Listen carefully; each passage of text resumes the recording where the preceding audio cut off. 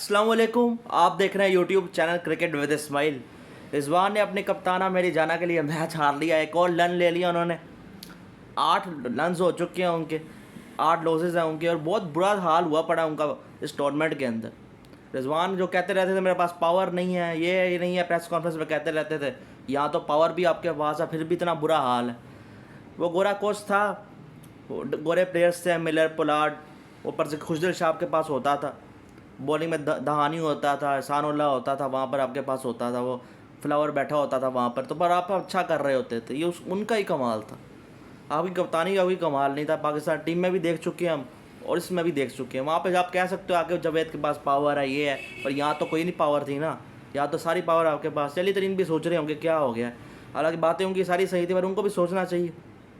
कुछ गलतियाँ वहाँ पर हुई है। रिजवान का T20 करियर इस वक्त नज़र आ रहा ख़त्म होने के गार पे पहुँच चुका है। अगर उन्होंने आपको बेहतरी नहीं की तो इस वक्त तो पाकिस्तान टीम में जगह नहीं बना पाएंगे। काफ़ी ज़्यादा ऑप्शंस नज़र आ रहे हैं जो कि ओपनिंग करेंगे और उनमें से उनको ही वो चांस मिलना चाहिए। अब बाबर आजम की बात करें तो आज कप्तानी उनकी बहुत अच्छी नज़र आती है।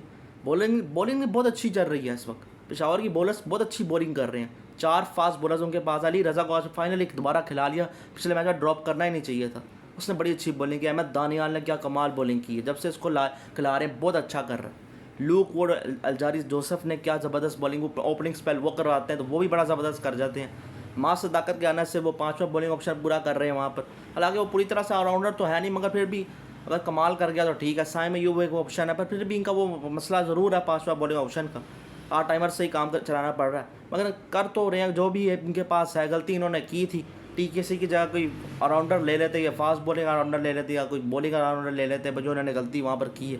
पर यह है कि TKC को नहीं खिला रहे, ओवन को ही ओपनिंग में भेजा जो नहीं चल पा रहा। आज साइम अयूब का बल्ला चलता बहुत ज़रूरी था उनका रन्स करना, और 108 ही किया था मुल्तान ने। वो इतना बड़ा रन तो लिया आज, तो उसके बाद तो ये 108 पर आराम से चेज़ हो जाना था और 12-13 ओवर में ख़त्म कर दिया।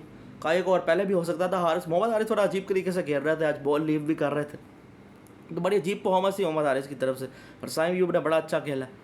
शाहिद अजीज़ खेल रहे थे मुल्तान सुल्तान की तरफ से। फैसल अकरम को फाइनली मौका मिल जाता है, अब जाके मौका मिलता है। तो एक मैच में हम क्या कह लें, बस शाहिद अजीज़ ने बड़ी अच्छी बॉलिंग की, बाबर आजम का विकेट निकाल लेते हैं। यही उनका बहुत बड़ी अचीवमेंट है इस वक्त। इतने बड़े प्लेयर की विकेट निकालना। पाकिस्तान का बैट्समैन जो है, आज भी क्राउड नहीं आया हुआ था। क्राउड तो नहीं आ रहा भाई, 1-2 मैच में फुल हाउस गया, वरना तो नहीं आ रहा। और मैच भी कोई इतना मज़ेदार किस्म का नहीं हो रहा है। कि पिछले 2 मैच बहुत ज़बरदस्त किस्म के हुए हैं, पर आगे जो मैच आने वाले हैं बड़े इंपॉर्टेंट हैं। पेशावर को लाहौर का मैच अब बन चुका, क्वार्टर फाइनल जो जीतेगा वही क्वालिफाई करेगा। पेशावर में टॉप 2 में फिनिश कर सकता है, मगर उसको अगले 2 मैच बहुत बड़े मार्जिन की, 50, 70, 80 रन से दोनों मैच जीतने पड़ेंगे, तब पे फिनिश कर सकता है टॉप 2 में। पर मुझे नज़र नहीं आ रहा टॉप 2 में। मुझे नज़र आ रहा है फिलहाल तो कोयटा, इस्लामाबाद और यही नज़र आ रहे हैं। कोई ये कराची किंग्स और अब पेशावर नज़र आ रहा है। लाहौर मुझे नज़र नहीं आ रहा। उसकी शहीनशाह अफरीदी की बातें सुने कल हारने के बाद, सेमीफाइनल में देख लेंगे, ये देख लेंगे, वो कर लेंगे। इनसे कोई सवाल कर रहे, कहते हैं मैं बोले कुछ, मैं क्रिटिसाइज़ ना करो, मैं ये ना बोलो, हमें सब कुछ आता है, कुछ पता नहीं है, ये नहीं है तो वो ये नहीं है। जिस तरह की बातें ये कर रहे होते हैं। यॉर्कर्स नहीं कल अटैम्प्ट हो रहे थे भाई साहब से। यॉर्कर्स अटैम्प्ट तक नहीं किया इन्होंने। आखिरी बॉल में बस लगाया, वरना तो लगाने की कोशिश तक नहीं की कल। अपने आप को खुद मुश्किल सिचुएशन में डाल लिया यहाँ पर कि पेशावर वाला मैच जीतना पड़ेगा। पेशावर अगला हार भी जाता है ना तो उनका चांस है, पर उनको अगले दोनों मैचेस जीतने चाहिए। कराची को भी हराना चाहिए और लाहौर को भी हराना चाहिए। इनका टीम अब बहुत अच्छी, पहले से बेहतर नज़र आ रही है। कम्बिनेशन भी बेहतर खिला ली हैं।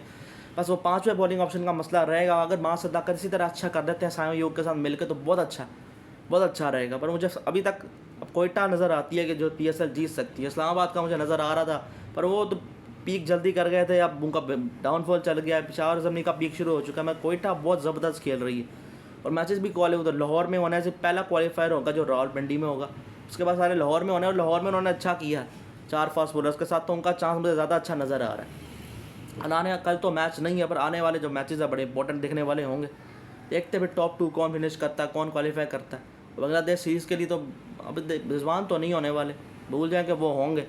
बाबर आजम पता नहीं होंगे नहीं होंगे। नया कोच का जो एक कसम अभी आना है या नहीं आना, उसने बातें तो चल रही थी, वो क्या उसके प्लानिंग के अंदर है। सलमान अली का कैप्टन होंगे या नहीं होंगे तो पता नहीं ना। अभी अली रज़ा का नाम है, साउदता फरहान का नाम है, पर साउदता फरहान अगर खेलेंगे किस नंबर पे खेलेंगे सवाल। वो फिर ओपनिंग फ़खर साइम, अगर फ़खर जमान को ना खिलाएं, साउदता फरहान को साइम से ओपनिंग करवा लें। फिर आज मोहम्मद हारिस 5वें पर आए हैं। मैक्स ब्रांड को अपने खिलाए, मगर चौथे पे मोहम्मद हारिस को बेचें।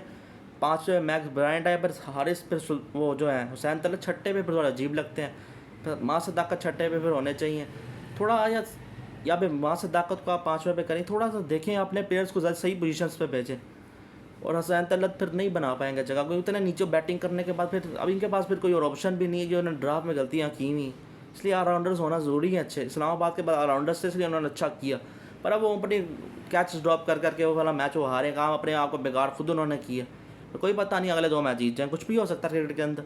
हो सकता है लाहौर कलंदर्स ही क्वालिफाई कर जाए आखिरी मैच जीत कर, पर ज़्यादा चांस नज़र नहीं आ रहा लाहौर कलंदर्स का। और मुल्तान सुल्तान के साथ लाहौर ही इस वक्त बाहर होता है मुझे नज़र आ रहा है। मुझे लगता है पेशावर क्वालिफाई करेगा, वो हर सीज़न क्वालिफाई करता है, करेगा। क्वालिफाई के बाद क्या करेगा ये मुझे नहीं पता, पर क्वालिफाई ज़रूर कर जाएगा। पर ये एक कंसर्न इनका ये है कि बैटिंग में बाबर आजम के 250 है, साइम यूब की 140 आ चुकी है, हारिस ने भी 150 की हुई है, एक टीके से ने की थी। तो बैटिंग भी का खास चल नहीं पा रही, ओवंस का बल्ला इतना नहीं चला। अब उनको ओपनिंग में मौका मिल रहा है तो वो कुछ कर रहा है, अभी ओपनिंग पे भी कुछ नहीं कर पा रहे। ब्राइट ने आज अच्छा खेला, पर अभी हुसैन तलत का भी शायद 150 है, तो इनकी बैटिंग इतना खास परफॉर्म नहीं कर रही। दूसरी तरफ रिजवान साहब टॉप रन स्कोर पर बैठे हुए हैं, टीम नीचे लगी हुई है, खुद उनके स्टैट्स ऊपर जा रहे हैं। यही पाकिस्तान टीम में ये कर रहे होते हैं। रिजवान हो, बाबर हो, शाहीन हो, हारिस रऊफ, नसीम शाह, काफ़ी मैचेस हरवाए हैं इन्होंने पाकिस्तान टीम के अंदर, खास तौर पर इन 3 फास्ट बॉलर्स ने। कल फिर 3 ओवर 48, मुझे वो भूल ही नहीं रहा इन्होंने क्या कैसी बॉलिंग की है। फ़ान न्याजी ने तो कमाल किया ही है, पर जो चेज़ करवाया वो तो ना बेकार किस्म का इन्होंने कर किया। शहीन शाह अफरीदी साहब पता नहीं किस ईगो में फंसे हुए हैं, निकले बाहर। इनके भी बुरे रिकॉर्ड्स हैं कि ये फास्टर ये विकेट टेकर है, टॉप विकेट टेकर है इस डेकेड के अंदर चल रहे हैं, पर क्या फ़ायदा, बड़े मौक़ों पे डिलीवर नहीं कर पा रहे कि बॉलिंग मैच जिता नहीं पा रही, वहाँ पर मैच पलट नहीं पा रही इन तीनों की बॉलिंग। नसीम शाह ने 2 मैच बैटिंग से जिताए हुए हैं, वो अफगानिस्तान वाले बॉलिंग से क्या जितवाए हुए हैं। सेम हारिस रऊफ, शहीन पर भी ये बात लगती है। हारिस रऊफ को कहेंगे इंग्लैंड वाला मैंने जिता दिया T20, मुझे याद होगा, पर उसका क्या फ़ायदा, वो आखिरी मैच सीरीज़ का मैच था। टूर्नामेंट्स में दिखाओ ना, दिखाओ वहाँ पे मैचेस, पर नहीं आते। बहुत ओवर हाइप बॉलिंग है ये तीनों की, ओवर हाइप बॉलिंग। और रिजवान भी कोई इतने बड़े प्लेयर नहीं थे, हमने उनको उतना बड़ा बना दिया। सिर्फ बाबर आजम का आप कह सकते थे, शहीन का सिर्फ बॉलिंग में आप कह सकते थे स्टार्टिंग में कि ये करेंगे, पर हमने वक्त से पहले ही उनको सुपरस्टार बनाया। एक को कप्तानी पकड़ा दी वहाँ पर गलत टाइम पर, उसके बाद बेड़ा कर कया, वो कप्तान तो नहीं है, पर उसके इर्द गिर्द के जो लोग हैं, तमीर राजा, तनवीर अहमद और बाकी जो लोग हैं, वो गलत गाइड करते रहते हैं, बताते रहते हैं ये तुम ये हो तो वो ये नहीं हो, तुमसे उससे बड़ा कोई आया नहीं पहले, ये सारे तुम्हारे खिलाफ हैं, हम तुम्हारी हक की बातें करते हैं। पर इन लोगों से दूर बाबर आजम रहेंगे, अपनी गलतियां मानेंगे, देखेंगे क्या क्या चीज़ें मेरे अंदर गलत हैं, वो क्या क्या ठीक करेंगे। क्योंकि वो लेफ्ट आर्मर पे वहीं पर आउट हो रहे हैं वहाँ पर। आज तो राइट हैंड बॉलर पे आउट हुए, पर लेफ्ट आर्मर पे वही गुड लाइन बॉल पे आउट हो रहे हैं वो। तो काम करने की बहुत ज़्यादा सख्त ज़रूरत है वहाँ पर। तो देखिए गलतियाँ रियलाइज़ करें आप। अभी वो ये नहीं है कि आप पाकिस्तान की हिस्ट्री का सबसे बेहतरीन बैट्समैन जो आपका फ़ैन क्लब क्लेम करता है, ये सारे क्लेम करते हैं, फॉर्मर जो आपको अंदर ही सपोर्ट कर रहे हैं, तो आप पाकिस्तान के करंट बैट्समैनों में सबसे ज़रूर बेस्ट हैं, पर ग्रेटेस्ट पाकिस्तान के बैट्समैन नहीं है। ये आपको रियलाइज़ करना चाहिए, मान लेना चाहिए। और बाकियों को जो बातें ये कर रहे हैं उनको भी सबसे पहले मानना चाहिए, बातें करना बंद करें, तो गलती पर काम करना चाहिए। कि लोग जितने भी आते हैं ना, बाबर आजम का मैच होता है, सपोर्ट कर रहे होते हैं, चाहे फुल हाउस ना भी हो रहा हो, 50-60% भी आए होते हैं, उसके लिए आवाज़ें निकाल रहे होते हैं, और वो फिर परफॉर्म नहीं करेगा तो फिर बातें होंगी। हालांकि 2 मैचेस उन्होंने फिनिश किया, बहुत अच्छा किया, इसी तरह इंटरनेशनल में भी मैच फिनिश कर आए, उसी का नाम बनेगा, बाकी किसी का कुछ नहीं जाएगा। माँ सदाकत 10 दिन मैच फिनिश किया था बाबर आजम के साथ, उसने बहुत अच्छा किया था। फ़ान न्याजी ने फिनिश किया, आज मैं चाह रहा था साइम यूब फिनिश कर दें, पर चलो उनके रन आ गए, काफ़ी टाइम से इंजरी के बाद वो आ रहे हैं। ये चीज़ उनके साथ है कि इंजरी के बाद आ रहे हैं, मौका देते रहना चाहिए। और शायद अजीज़ को भी काश सही तरह मौके दिए होते उन्होंने, जैसे वो नईम को मौका दे रहे हैं वहाँ पर लाहौर कलंदर्स वाले, और परफॉर्मेंस देना शुरू हो चुका है, 250 उसकी हो चुकी हुई। तो सही तरह सही प्लेइंग 11 खिलाएं, सही कम्बिनेशंस खिलाएं, और ड्राफ्ट में सही तरह प्लेयर्स पिक किया करें, वहाँ से आपका काम ख़राब होता है। वहाँ पे इस्लामाबाद कोयटा जीत गए थे ना ड्राफ्ट के अंदर, बाकी हार गए थे सारे। कराची केस भी ज़्यादा ओपनिंग की तरफ ही चला गया था, बॉलिंग की थोड़ी बहुत हल्की नज़र आती है, पर फिर भी तो कहीं सही टीम कोई नज़र आई है तो इस्लामाबाद कोयटा की नज़र आई है, जो भी इस्लामाबाद डाउनफॉल पर चली गई, कोयटा राइस पर चली गई। और पेशावर के लिए ये होगा कि अपने मैचेस जीतें और रन रेट भी इंप्रूव करने की कोशिश करें। अगर आपका टॉप 2 में चांस बन सकता है, पर नेट रन रेट इंप्रूव करना बहुत ज़्यादा ज़रूरी है वहाँ पर। अगर आप उसकी नहीं सोच रहे, क्वालिफाई का ही सोच रहे हैं, तो अगर लाहौर वाला मैच आपके लिए जितना ज़रूरी है, चाहे अगला मैच अब ना भी जीतें तो। बाकी देखते हैं फिर आगे चलकर क्या होता है। कल तो मैच होना नहीं है, आगे चलकर देखते हैं। फिर बांग्लादेश सीरीज़ भी आएगी, ये भी होएगा तो वो भी होगा। एशिया का वो वाला आपको पता ही है, वहाँ ताल्लुकात मसला चल रहा है, वो मैं बात नहीं करना चाहता, तो चीज़ें चल रही हैं। इसी के साथ वीडियो करें लाइक, चैनल करें सब्सक्राइब। अल्लाह हाफ़िज़।